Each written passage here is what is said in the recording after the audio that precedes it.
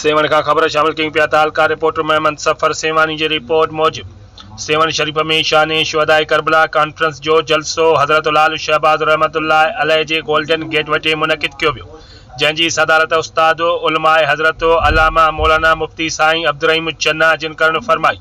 जलसे की खिताबत साईं अब्दुर्रहमान ओठो, साईं असलम कादरी अतारी ऐं साईं फिदा हुसैन सिकंदरी आप नौशोरो फिरोज कई।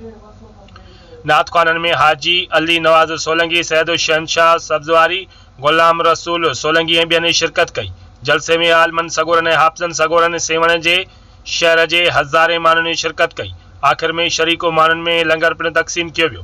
जलसे जी सिक्योरिटी सेवन पुलिस सरंजाम ॾिनो। हुसैन अली मक़ाम इहो सबक़ सेखारियो आहे त इन जी बैत न कबी, इन खे वोट न ॾिबो, तोड़े जो घर जो माण्हू छो न हुजे, इन खे वोट कोन ॾिबो, इन खे अमीर कोन कबो, इन खे कुर्सी कोन ॾिबी, इन खे अॻवान कोन कबो।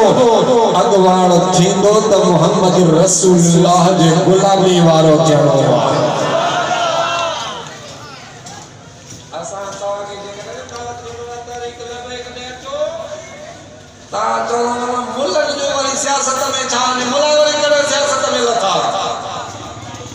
अबा माता का कसम नहीं तो पूछा हजरत इमाम हुसैन अली मक़ाम का वधीक मौलवी को होयो न ॻाल्हाईंदो तो त सुभाणे तव्हांखे वोट ॾियां न।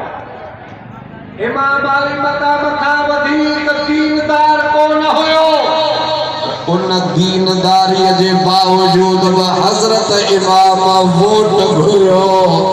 पाण फरमायो इन यजीद जी बैत न कयो, मां मुहम्मद करीम जो बचड़ो आया, यजीद जे हूंदे, यजीद मुंहिंजे हूंदे कुर्सीअ जो हक़